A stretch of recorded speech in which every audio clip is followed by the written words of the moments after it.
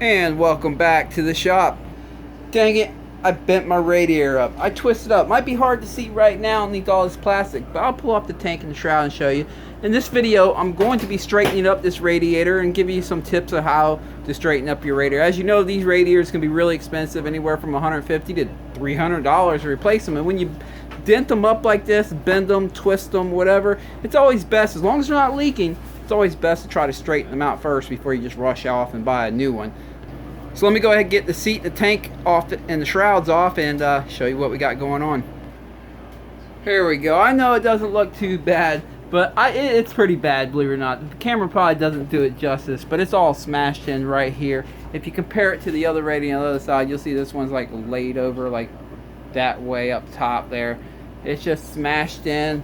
And let's look at it from the side over here, see what we got. Yeah, you can see it's all smashed in right there and over here. So let's pull it off and see what we can do. Well, there you go. Now that I have it on the bench, maybe you can see how it's kind of twisted up and mangled a little bit. Right here, it's all rounded out. You can see it's just rounded, and yeah. And most people will just run it like this until it leaks, but I like my bikes to look good, especially because when I sat on the bike, I could feel this. The left radiator shroud was now inward more since this has been smashed up. So we're gonna straighten it out. So for this one, I think I'm first gonna start by expanding the two rails of the radiator back out before I try to figure out if there's any tweaking that I need to work on. So let me remove these rubber mounts right here to get access to that. And this actually happened, just a stupid crash. I was out at Croom going down the trail. There was a down tree branch, and everyone was riding over the same spot of the tree branch. They just kind of cut their way through it. So I thought I was in the clear just to shoot through that little open spot in the middle. I don't know what happened. It just caught my back wheel out of nowhere, and the bike just stopped and like clotheslined me right, and the handlebars clotheslined me right in the freaking hip area. I went flying over the bars. Didn't feel good. I could hardly get up out of my chair that night. I mean, it was pretty bad. I'm walking around now doing okay. It's been 2 days now, but yeah. So let me go ahead and finish removing these, and we'll keep moving along. Alright, got them off. Boy, you can see it's actually worse than it might look in the camera. This is actually, and it's probably not going to be the easiest one to do, which is good for the video, right? So well, to do this, you're going to need a lot of little scrap wood, you know, something to rest the radiator on to not bend it up and stuff, and ding it up. So I just went outside and found these. Let me start here.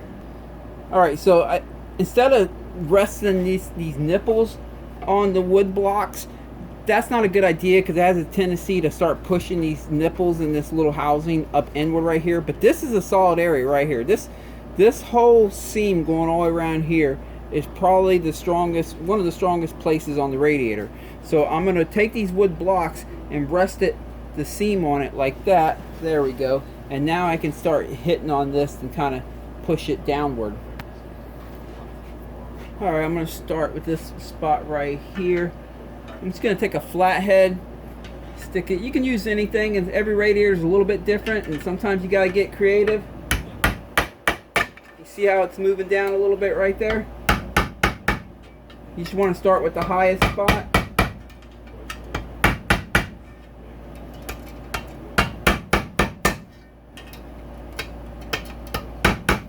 Of course, don't forget the other side.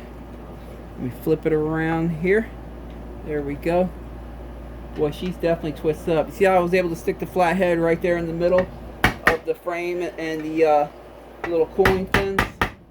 So it works easy on this side.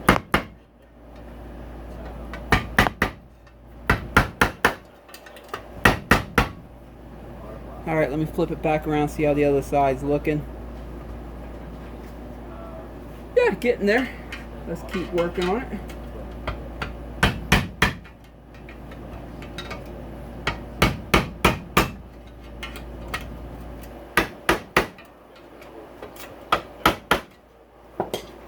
Take a peek, see what we got going on. Boy, she is pretty twisted up. Hopefully I can get this one nice and straight. We're going to do the best we can. Alright, next area I'm going to work on is right here. I might revisit this, you know, this area once I get a little bit straighter. But, you know, I'm just working I try to work on the nastiest spots first and just slowly make it better. Alright. I'll stick it right through the hole right there.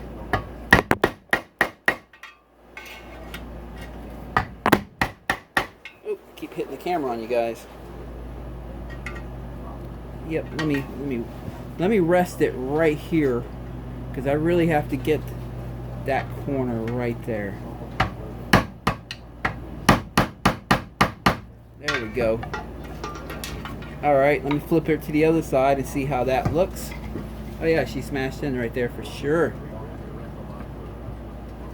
Alright, let me get it rested on the blocks here. What is going on? There we go. I got it on there now. Alright, let's keep working at it. Got a nice little scrunched up spot in there.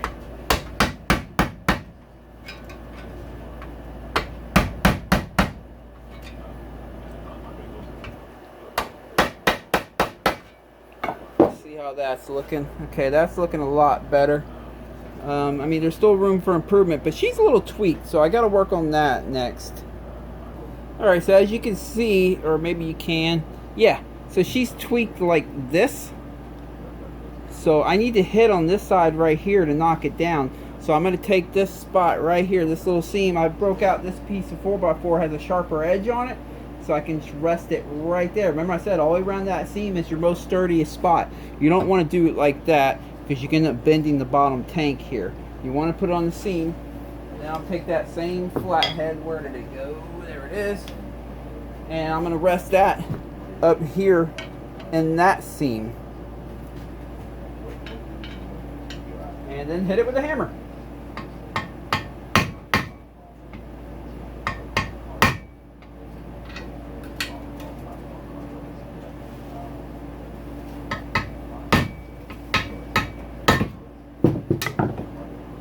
It's slowly getting there. Okay, I'm going to trade out the flathead for this little punch right here.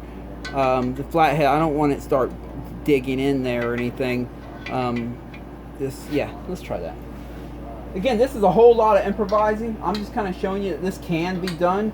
Yours is going to be different. Everyone is different. Every bend is different. I'm just showing you it can be done with a little bit of time and patience. And it's cheaper than buying a new one.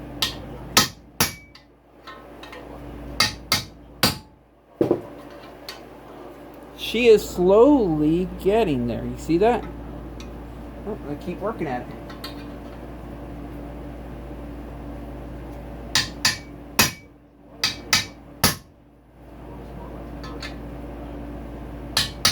Of course, the test will be at the end when you put it on the bike. Fill it up with coolant. Make sure there's no leaks. Alright. Yeah, she's getting there. A couple more hits.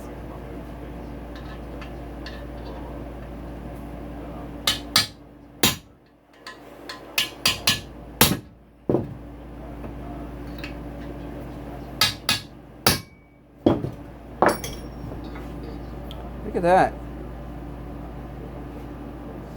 It's getting there, huh? Let's check out the other side. Alright, let me give her a good look and see what else we can do. I mean, there's definitely some more straightening up to do. Don't worry. Just want to see. Okay, I think I'm going to start working on the crunch ends again. So let me set that up. Alright, let's work on it a little more.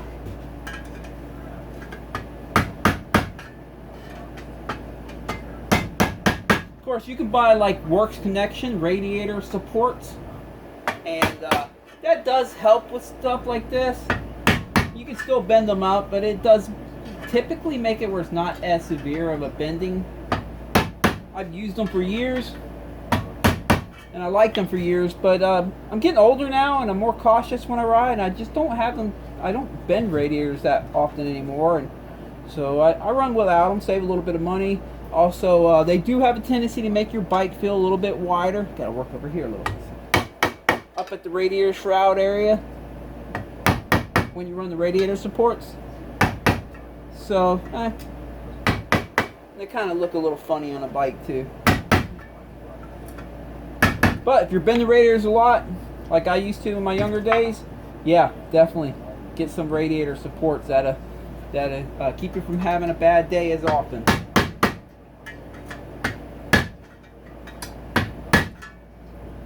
Alright, let me see. This is where I get OCD with it, and I just start kind of trying to make it overly perfect. And we still got more work to do. And now that I have the side rail straightened out more, I can still see a little bit of tweak in it. So let me go ahead and work on that.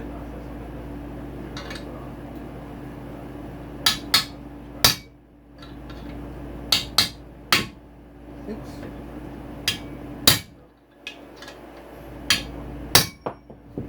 Don't want to go too far. I've done that before. And you have to bend it back.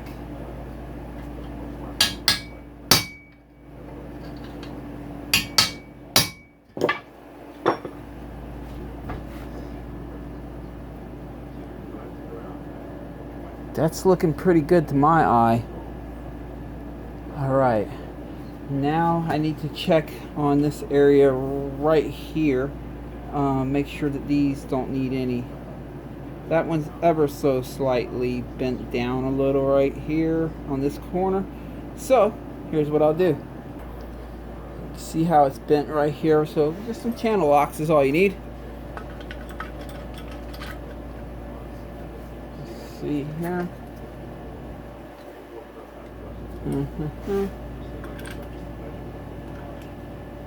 Let me get some bigger channel locks. Alright, try these out. Oh wow, it's actually looking almost perfectly straight now, but I'll give it another grab at it.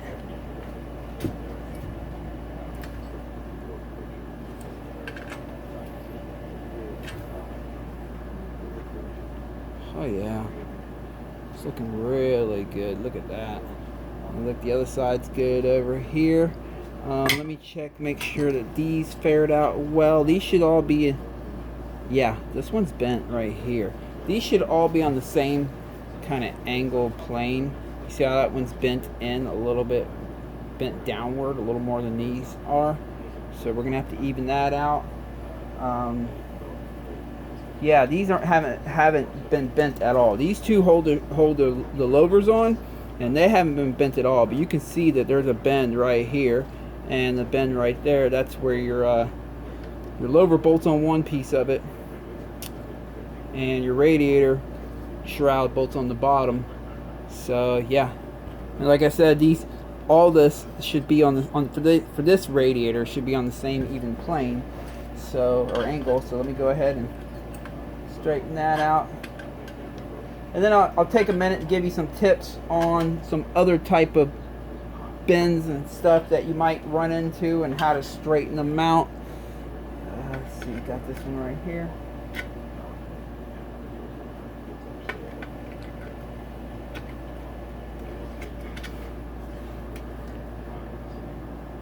It's getting there. Alright, I think I'm done. Yeah, I'm pretty much done. Before I bolt on the bike, I'll give you a couple other examples of things you might run into. First off, if you should know, if you got these little cooling fins, if they get all bent up, whatever, you can just stick up a little flathead up in there and open them back up so if something hits them. Now, obviously, if you have a leak or screwed, just get a new radiator. You know, I've done it before. I've patched them up before to get by, but honestly, the best thing that you can do at that point really is just get a new radiator. But you can take time, straighten these things up for cooling reasons, so you get a good airflow through them. And another tip is if they become twisted. What I mean by twisted is when you hold it this way, which I haven't checked to see if this one's not twisted, but yeah, it doesn't appear to be. The two, man, let me see how I can get this on camera here. Twisted is when the two ends, if you held it like this, it's like that. So if you got a radiator twisted, like this end twisted that way, or this one's, what I usually do on there is I stick it on the wood block that I had here. Again, using the seam, I come to the other side, stick it on the wood block on the seam, and you'll find that it has a rock to it because it's twisted, which this one doesn't because it's not twisted. But what you do is you hold one end down and you take time and you hit on the high side. Oftentimes just a big rubber mallet or a plastic mallet like this will work, and whichever side is sticking up off the wood over here, you just bump, bump. Obviously you want to hit on the seam. Don't hit the cap. You will bend the cap.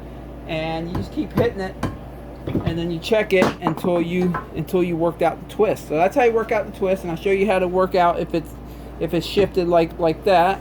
And I've shown you how to expand it back out if it's smashed in. So I think I covered it all. Again, you're going to run into different radiators, different shapes. You're going to have to try different tools, maybe a flat head, maybe a punch, maybe a 3/8 extension.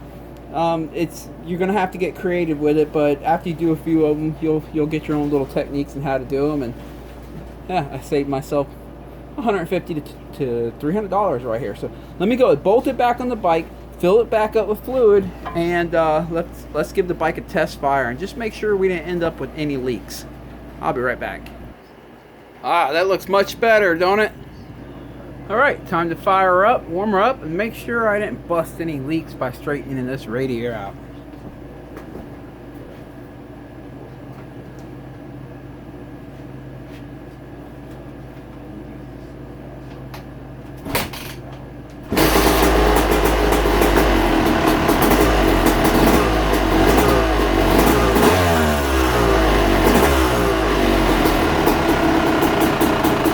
Gonna let her warm up a little bit. I'll be back.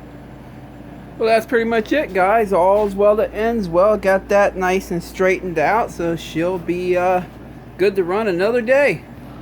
So that's pretty much everything. I'd like to say I appreciate all my subscribers. I wouldn't be making these videos if you guys weren't out there to watch them. And if you're not a subscriber, it's free. Just click subscribe down there. And yeah, this weekend I'm probably going to be going out to Day City Motocross on Sunday. I'll probably take the 125 this week. Who knows? Might take the 250. Not sure yet. But I hope all you guys have a good weekend of riding, and catch you next time.